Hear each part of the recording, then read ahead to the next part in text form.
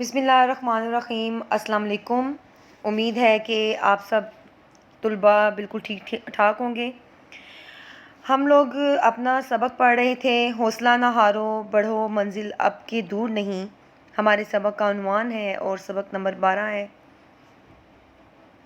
صفحہ number 97 open کر لیں اور یہ ہم سب پڑھ چکے تھے۔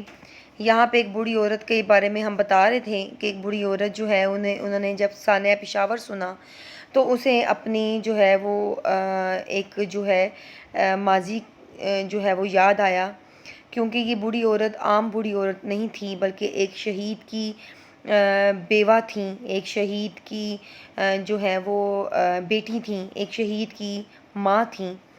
تو وہ اپنے بیٹے کے بارے میں خیال کرتی ہیں جب سانحہ پشاور میں جو ہے وہ بچوں کا سنتی ہیں۔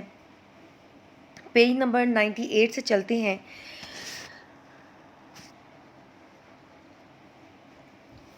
احمد نے کاکول اکیڈمی ایبٹ آباد کے لیے روانہ ہونا تھا۔ احمد یعنی کہ جو اپنے بیٹے کے بارے میں سوچ رہی ہے۔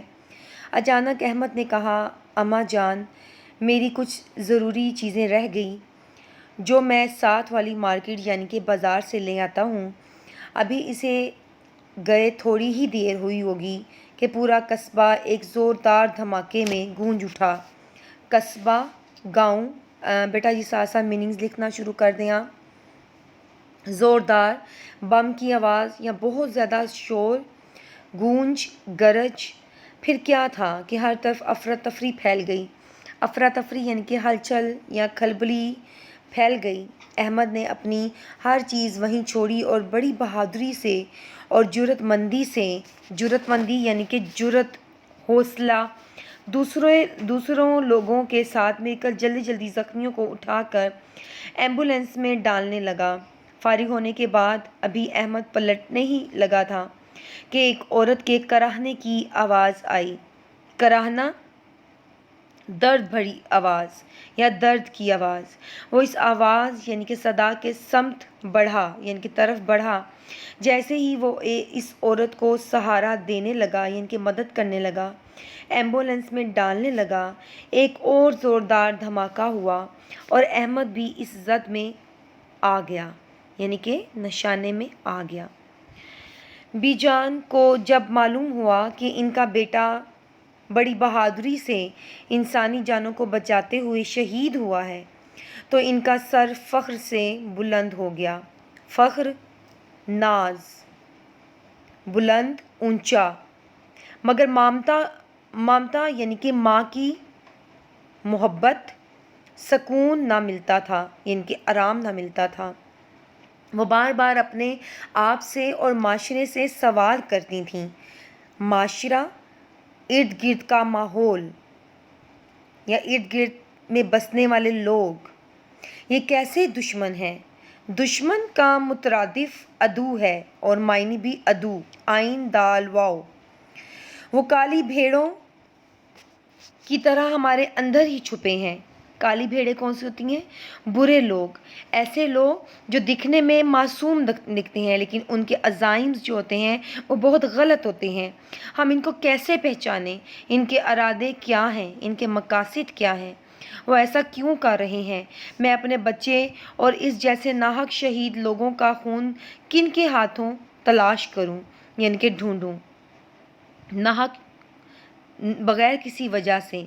آج سانحہ پشاور میں اسکول پر حملے کے بعد نہ صرف بی جان بلکہ سب پر عیاں ظاہر ہو گیا کہ ان درندوں کا اصل مقصد کیا ہے، یعنی کہ یہ جو بے رحم لوگ ہیں، یہ جانور جو لوگ ہیں، وحشی سخت لوگ ہیں، ان کا مقصد کیا ہے، ارادے کیا ہیں، وہ کیا چاہتے ہیں۔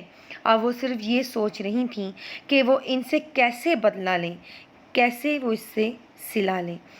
ایسے ہی میں ان کے کانوں میں ملی ترانے کی آواز گونجی، حوصلہ نہ ہارو آگے بڑھو منزل اب کے دور نہیں۔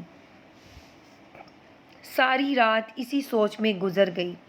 صبح فجر کی نماز پڑھ کر آخر وہ ایک فیصلے پر پہنچی یعنی کہ ایک نتیجے میں پہنچی۔ بی جان نے سب سے پہلے قصبے کے تمام لوگوں کو ایک جگہ جمع ہونے کو کہا۔ پھر آپس میں مشورے یعنی کہ تجاویز کے بعد بولیں، اب وقت آ گیا ہے کہ ان افراد کی پہچان قوم کے ہر بچے، بوڑھے، عورت اور ہر جوان کو کرنا ہے جنہوں نے ملک کے امن و امان یعنی کہ آرام و سکون کو داؤ پر لگایا ہوا ہے۔ ہم اپنے وطن عزیز یعنی کہ ہم اپنے پیارے وطن کے کسی فرد کو ان کا نشانہ نہیں بننے دیں گے۔ یعنی کہ یہاں پر انہوں نے کیا کہا کہ یہاں پہ اتنے بے قصور، بے جان، بغیر کسی وجہ کے لوگ جو ہیں وہ مارے جاتے ہیں، قتل و غارت ہوتی ہے۔ ان کا اصل مقصد کیا ہے؟ بد امنی پھیلانا۔ یہ وہی کالی بھیڑیں ہیں جو آپ لوگوں کے بیچ میں ہی ہوتی ہیں اور آپ لوگوں کو پتہ نہیں ہوتا، اور ان کے مقاصد جو ہیں وہ بہت برے ہوتے ہیں۔ اس میں ہمیں اپنی حفاظت خود کرنی چاہیے۔ ہمیں اپنے ارد گرد کے لوگوں کے اوپر توجہ دینی چاہیے کہ ہمارے ارد گرد کا جو ماحول ہے وہاں پہ کیا ہو رہا ہے۔ جیسے اپنے محلے یا قصبے یا ٹاؤن کی سطح پر اپنی مدد آپ کے تحت اسکولوں کی تعمیر و مرمت کا کام کرنے کی کوشش کریں۔ جن اسکولوں میں مناسب چار دیواری نہیں، اسے بنانے کی کوشش کریں۔ ظاہر ہے چار دیواری کو گزر کے ہی آئیں گے نا، تو ہم اپنی حفاظت خود کیوں نہ کریں؟ اسکولوں کی گرد و نواح پر نظر رکھیں۔ مشکوک شخص نظر آتا ہے، لاوارث سامان نظر آتا ہے، آپ اس سامان کو اٹھائیں، آپ اس کی تحقیق کریں۔ ہم لوگ جب اس طرح کی لاپرواہیاں کرنا شروع ہو جاتے ہیں تو ہمارے ارد گرد بہت سے نقصانات ہونا شروع ہو جاتے ہیں۔ ہمارے قصبے میں، ہمارے محلے میں کوئی اجنبی آتا ہے، کوئی کرایہ دار آتا ہے، تو آپ ان کی چھان بین کریں۔ وہ کہاں سے آیا ہے، کیسا ہے، کتنے لوگ ہیں، کیا کر رہا ہے وہ، تو یہ آپ لوگوں کے لیے فرض ہے بیٹا۔ اسی طرح اپنے محلے اور قصبے میں داخل ہونے والے ہر مشکوک بھیری والا کون ہوتا ہے؟ جو گلی کوچوں میں گھوم کر، جن کو آپ ریڈی والا کہتے ہیں، چیزیں بیچنے والا، ٹھیلے والے کو چیک کریں کہ وہ آخر سامان کیا بیچ رہا ہے، وہ کس طرح کا عمل کر رہا ہے۔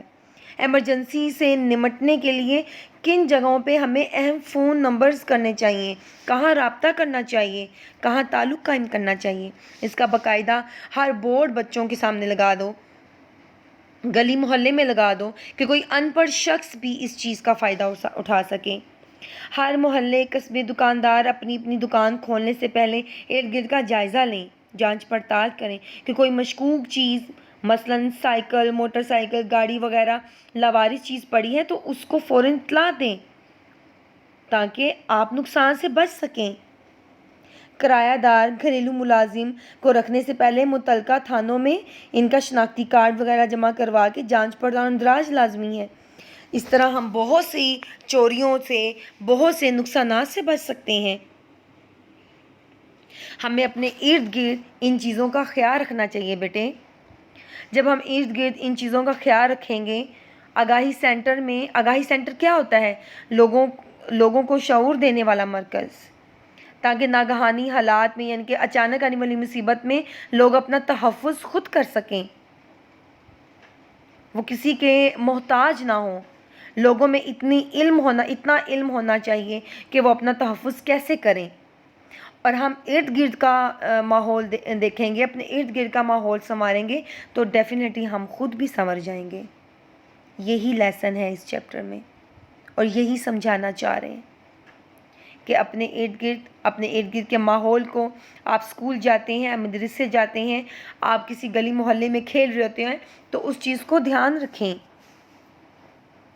یہی ہے آج ہم نے صرف پیج نمبر 99 تک پڑھا ہے۔ نیکسٹ انشاءاللہ ویڈیو میں آپ کو یہ چیپٹر کمپلیٹ کرواؤں گی، لیکن ان چیزوں کو رکھیں، اپنے دماغ میں رکھیں۔ بہت سے بم دھماکوں سے، بہت سے نقصانات سے ہم بچ سکتے ہیں۔ جتنا میں نے آپ کو پڑھایا ہے اس کے کچھ الفاظ معنی ہیں، وہ میں آپ کے سامنے لکھ دی ہیں میں نے۔ ویسے تو میں نے بولے ہیں، اگر آپ نہیں لکھ سکے جلدی میں تو آپ یہاں سے لکھ سکتے ہیں۔ یہ تمام وہی الفاظ معنی ہیں جو میں نے آپ کو چیپٹر نمبر 98 اور 99 پیج پہ پڑھایا ہے، یہ وہی سب کچھ ہے، آپ لکھ سکتے ہیں۔ ڈائری میں دے رہی ہوں، مشکل الفاظ کے معنی یاد کریں اور دہشت گردی کی روک تھام کرنے کے اقدامات لکھیں جو میں نے ابھی آپ کو سمجھائے ہیں۔ اس کے علاوہ جو آپ کے دماغ میں آتا ہے وہ اپنے ٹیچرز کے ساتھ شیئر کریں. آپ بڑے ہیں، سمجھدار ہیں اور اچھے اور برے کا اندازہ لگا سکتے ہیں. اللہ تعالی ہم سب کو اپنی حفاظت میں رکھیں. اللہ حافظ.